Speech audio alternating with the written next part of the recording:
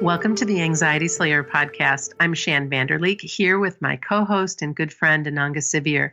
We come together weekly to share award-winning Anxiety Slayer sessions with you and often answer listener questions from our inbox and Facebook page, as well as our private Facebook group. We love to share a powerful collection of techniques to reduce anxiety with you. Today, we're going to be covering 5 common causes of anxiety to be mindful of. Hello, Ananga. Hey, Shan. I'm so glad we're together again today to talk about these 5 triggers. They are really important to be mindful of and will hopefully help our listeners have a good understanding of what to be on the lookout for. One of the challenges with anxiety is that we're so caught up in the experience and the physical symptoms that we aren't able to step back and look at possible cause and effect, possible triggers and what we can do about them. And that mysterious aspect of anxiety always makes it feel worse. Of course, once we can see a trigger and consider, oh, maybe that's adding to my anxiety, then we can look at what we can do about it. Look at taking steps to weed the triggers out and feel more calm and more in control again. And the first of 5 is overstimulation. And this is something that we hear so often is overwhelmed, I'm overstimulated, there's too much going on. And in Ayurveda, India's ancient science of life, we learn that overstimulation of the nervous system is the leading cause or the leading underlying cause of anxiety. And look at our world right now. We have so much information coming at us all the time. Social media, news, movies, noise, change, just, being out in social environments with all of the noise and energy that's flying around. And many of us live with constant noise and visual stimulation, even when we're in bed trying to sleep. There may be the rumble of traffic or sounds of airplanes or other noises, and these things can be agitating to our nervous system. I know here in northern Michigan this time of year, there's a plow truck that will go down our street, and it can be maybe 3:34 in the morning, and it's loud. And I'm grateful that these village workers are doing their job and taking care of us so that we can get to and from and safely. But I got to tell you, when I wake up to that loud scraping sound, that's not a lovely way to wake up, admittedly. But so these things are very agitating to our nervous systems, and our nervous systems become overwhelmed, overtaxed, and then we start to experience anxiety. And Ayurveda teaches that the mind is very sensitive and very easily disturbed. So that means all of our minds. It's the nature of the mind to be off balance, to be disturbed. And when you can accept that and know that this is just how it is, and that you need to learn how to help your mind feel as safe and calm and relaxed as possible, this is a big lesson in personal development. It's why we constantly talk about calming your fragile mind. Yeah, when we're suffering from anxiety, we go very quickly to the overwhelm, and we might say, I'm not coping with noise, or I can't stand noise. We can become quite emotive about our triggers and say, I can't stand noise, I can't function in this environment, or this is making me feel so anxious. But then we kind of turn in on ourselves with it. We might go to blame ourselves, or we become aggravated with the external noise and environment. But when we look at that more deeply, we're reacting to the thing that's disturbing us. But Ayurveda is saying that all of this stimulation is at the root cause of anxiety. So it's natural to be disturbed by it. We don't need to get frustrated with ourselves over it and think, what's wrong with me? There's a simple cause and effect here that's been observed and taught for 5,000 years. It's natural to be disturbed and anxious as a response, as a reaction to overstimulation. So then we need to look at how can we adjust our environment? How can we change what we can? We can't change everything. But in every given day, there are things we can change. There are things we can tweak to help us find pockets of peace, help us find an environment in which we can rest and de-escalate our anxiety. Yeah. One of the things that, as I go back to the story of the snowplow, when that wakes me up, and in the past, I would get quite anxious or irritated or rattled because I just wanted to go back to sleep. And now when I hear it, I'm still not like, oh, yay, the snowplow. But what I, but what I will do is either put in some earplugs or put some music on and, just through my headphones and then just lay my head back down. And normally I'll fall back asleep. So I know what to do now versus letting it getting me really upset and spending time wishing that the snowplow would be quiet. That doesn't help anything. Yeah, and that's where we go. That's where the mind automatically goes. This mind that all day tells us, don't do this, don't do that, don't look up EFT tapping. It's not going to work for you. Right. Don't get earplugs, that's not going to work for you. Don't try this, don't try that. Then we go to bed at night and that same mind berates us. You've done nothing today. Right. You're not getting better. You're not getting on top of things. So we really need to take action steps. So yeah, earplugs, noise cancelling headphones. We can't change the environment outside, but we can create a comfortable environment for ourselves using those things, using guided tapping sessions at night if you wake up and maybe the noise jars you awake. Maybe you're going through a spell recovering from some trauma or you're experiencing some hypervigilance. If a door slams, anxiety will make us think it's personal. Mm-hmm. And the second we think it's personal, the second we get irritated with that external noise source, then we've got more adrenaline, our nervous system's even more agitated, the whole thing escalates. So what you're describing is responding rather than reacting. And that makes a huge, huge difference. It does, because I know that for as long as we live here and as long as I live in this area, there is winter and we get lake effect snow, and that means there are going to be snowplows. So what am I going to do about it? Right. Caffeine is number 2. Caffeine is a huge culprit in provoking anxiety, and something that we've talked about many, many times, and that both of us have done a very good job of eliminating. I think you've eliminated it completely, and I have eliminated all but my 1 cup of coffee a day, which if I find that starts to cause me any problems, I won't drink it anymore. The symptoms are pretty intense with caffeine, and especially when you think about now all these energy drinks and double shot espressos and all of the ways that people are trying to stay stimulated and awake and don't understand that in doing so they can really have some issues with sleep disturbance, adrenal fatigue, feeling wired, anxious, and shaky.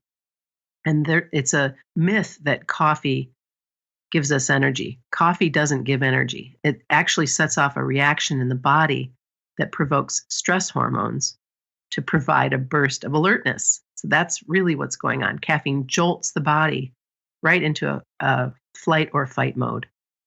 Yeah, last thing we need if we're suffering with anxiety. So most relevant for Anxiety Slayer listeners to know is that caffeine can spark anxiety episodes. It can actually trigger anxiety because it can make us feel like we're having an episode. The physical responses to caffeine can feel the same as the symptoms of anxiety. For example, an increased heart rate, feeling unsettled or restless, sweating or trembling. Really not helpful results. And the thing with caffeine is that it's accumulative in our bodies over a long period of time. So if you have a coffee in the morning and you have another coffee at midday, the caffeine from the morning coffee isn't yet out of your system, so you're adding to it. And then something to be really mindful of is that caffeine is in so many medications. It can be in cough and cold medications, painkillers. We know it's present in energy drinks and coffee, but it's in a lot of other products as well, a surprising amount of products. So check the label and have a look at the amount of caffeine. Sometimes it's quite surprising, the amount of caffeine that are in these products. If you order a large coffee, it's already got 2 shots of coffee in it. Yeah. So you're having, that double shot of caffeine. And then if you're going to take some pain relief or cough medication, I know of a doctor some years ago who had a big anxiety episode, full-on physical anxiety episode in his office. He had a heavy workload ahead of him and he was developing a cold, and he chose to take double the recommended dose of some cough medication, which also contained caffeine. And he had a big anxiety episode as a direct response to that. So really important to be aware what we're putting into our bodies and to just strive to make choices that help us feel more calm and more in control. And there are other ways to feel alert, other ways to feel awake than relying on caffeine with its peak and drop roller coaster effect that it has on us. And I think we also need to remember too that it becomes very habitual. It's a habit, very much like you making your first cuppa in the morning. Same thing for people who are drinking coffee. And if you want to start to wean yourself off of coffee, my recommendation is to add tea to your mix. It's what I've done over the years. How could I not, right, Ananga? My partners in the UK turned me on to some of the best tea I've ever had. But the cool thing is, that's what I'm sipping on right now versus having a second coffee or having a soda or, soda pop or whatever sugary beverage that also has caffeine in it. That stuff I just don't even drink that anymore. And it's just making another choice. So if you can cut back on your caffeine, we highly recommend that you do. The third area that we need to talk about that happens to me, and I know happens to you, Ananga, and many of our listeners, is those looping thoughts, those looping what if thoughts. When we fall into that loop, that pattern, it feels like we're never going to get out, but we are. And what I'm talking about is the unwanted thoughts that arise that can trigger anxiety, the stories in our head, the things that we tell ourselves, whether it's something we fear, something we want to avoid at all costs. No matter what it is, the mind gets hold of that thought and starts expanding it into these anxious predictions and outcomes, and we get dragged along for the ride. Recently, I had to have some medical tests done, and I had to tap and talk with Ananga and do some journaling and remember that in this moment, I'm perfectly fine. Everything's cool. This is a test that my doctor says not a big deal. I need to take that at face value and trust versus what I would normally do or what I would do in the past is obsess on it. What if it's this? What if it's that? What am I going to do? What do I do? Oh my gosh. And create all of these stories around this test. As human beings, we take medical tests all the time. And why put yourself through hell when you don't have the results? And I know that's easier said than done, but it's that looping what if thought that gets us into that pain. And, it feels like nothing can help, but there are things that can help. Yeah. I mean, really, the looping what if thoughts, it's like anxiety is its own trigger. Mm-hmm. It's like we trigger ourselves, our mind triggers us, and we're just off on this crazy narrative, and our imagination becomes our worst enemy. It fills in all these details and all the things we very much dread going wrong. And what really helps is to practice daily being mindfully engaged in whatever we're doing, to be mindfully rooted in the moment, even if it's taking a shower, chopping vegetables, washing dishes, whatever the activity is that we're doing throughout our day, we need to practice being present in the moment, just bringing the mind back. And this is something that we've spoken about a lot, Shannon. It's something that's really helped me over the years. Is this simple practice of coming back to right now, in this moment, I'm here and I'm doing this. And that's all I know right now, and that's all I need to know right now. We've given this example in detail many times, but I think it's important to share it again. So to take it very literally, right now, I'm sitting in my room talking to my friend. I'm recording a podcast. And I need to be present for that, or it's not going to be a good podcast. If I'm thinking about something tomorrow or next week or next month, or I'm noticing some symptom or something in my body, I'm not going to be present for what I need to do right now, but just being connected with you, being connected with my friend, being here together in this moment, we're doing this. And that's it. Mm-hmm. Very simple. Often with anxiety, we develop a self-aversion. In times of heightened anxiety, we might find it very difficult to be present when we're taking a shower. We might rush through things. We might even be quite rough with ourselves and quite fast, just get in and get it done and get out. Yeah, Because right. we just don't always want to be in there with ourselves when our mind's kicking off. It can be very challenging. So to slow down, take a deep breath. At times when I've been waiting for medical tests, a few years ago, as you know, Shanna went through a very heavy medical diagnosis, and it wasn't easy for me to be in the shower at such times. I was with my own trigger. So Yeah. I got a waterproof speaker, and I would play devotional music or lectures that I was interested in. I'd take that in the shower, stick it right in the shower with me, and have something nice to listen to that helped me remain present, grounded, put some good thoughts, some good music, or some good words from somebody else to study and meditate on, maybe something prayerful, something devotional. Have that in my head instead of my mind just let off the leash. Yeah, Little things we can do, but it makes all the difference. it really does. Another trigger is a lack of routine. And again, this is from Ayurveda.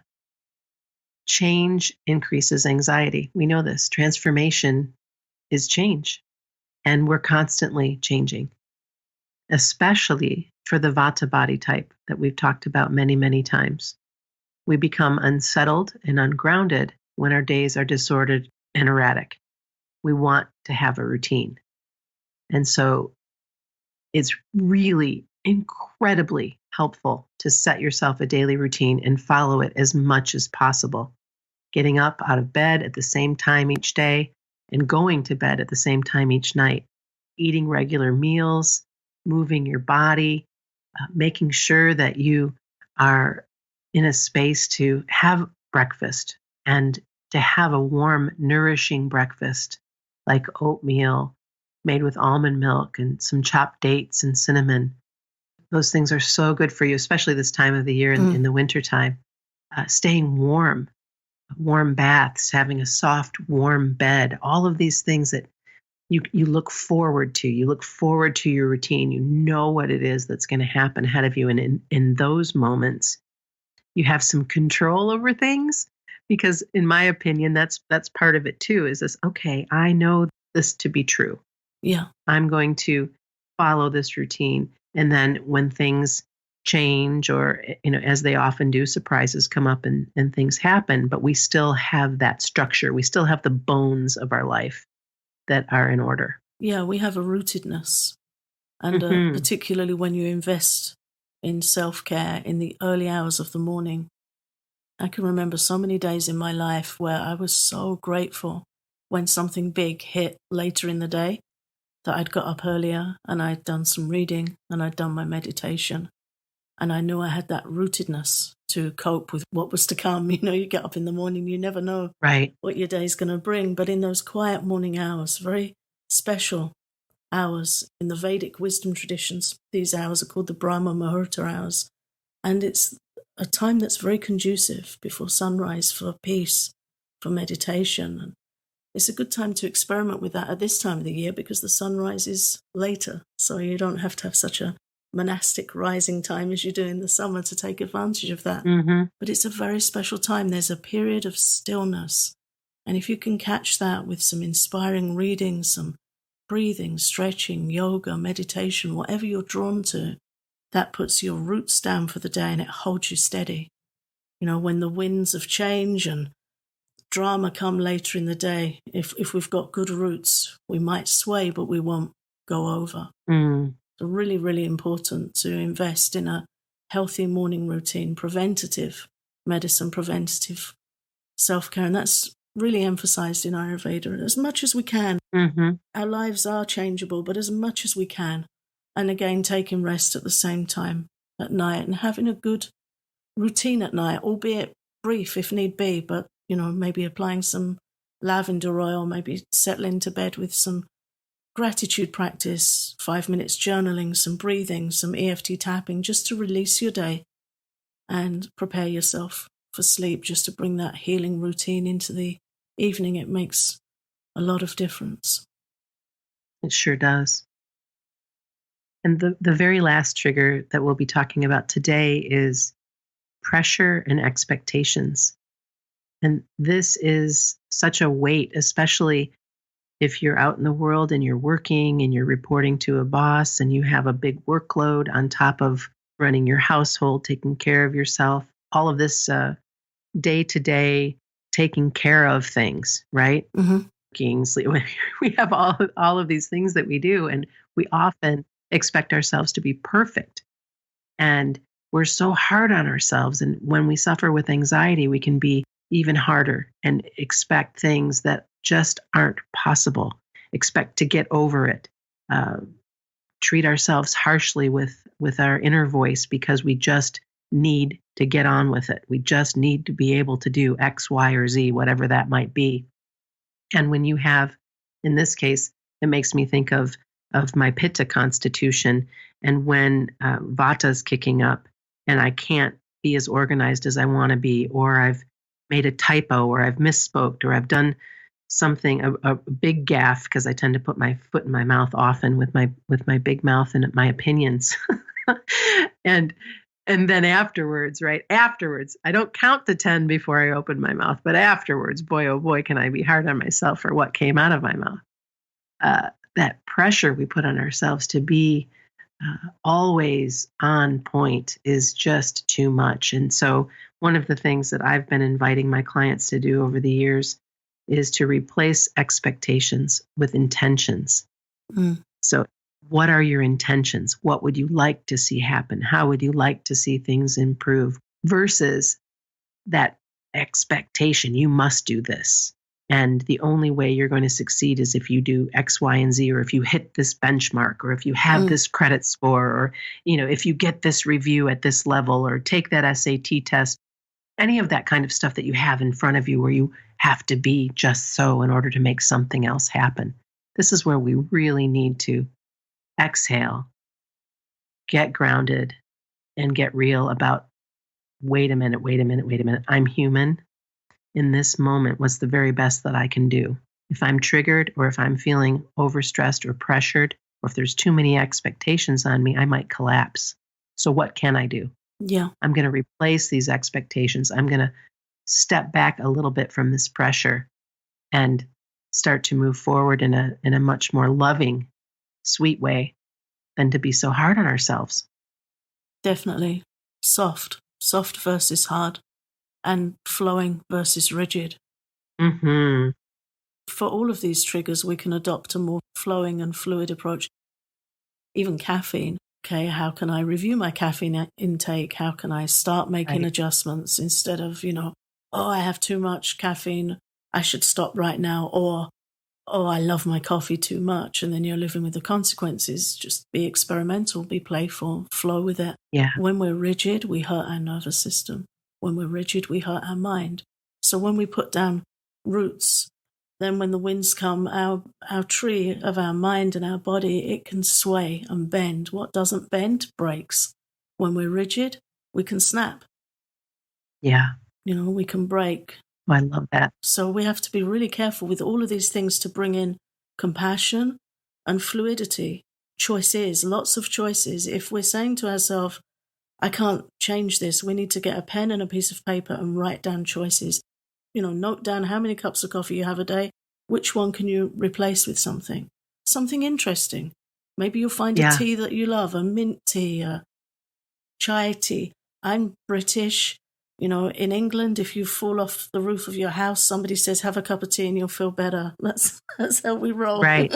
Wherever it is, have a cup of tea. But tea has quite a lot of caffeine in it. So my treat is pucca chai. It tastes like tea, but it only has 20% tea in it.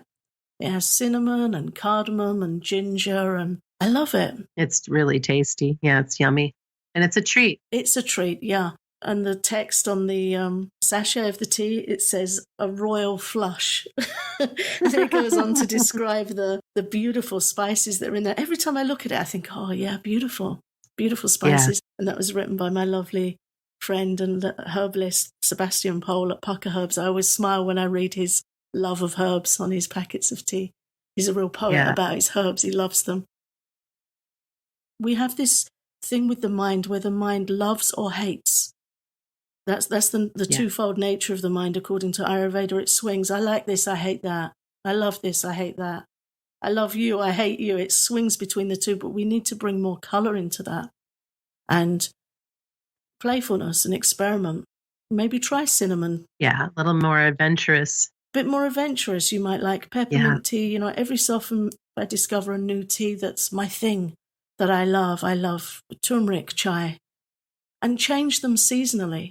But that brings fluidity. It brings less rigidity. Yes, it does. And anything that's rigid always hurts our mind. It always hurts our nerves. So bringing in some experimentation and playfulness is helpful for all these triggers. Mm. And I'd love to hear what you choose. If you want to come and share with us in our private Facebook group, we would love to hear what choices are you making, what changes are you making, and how's that working for you?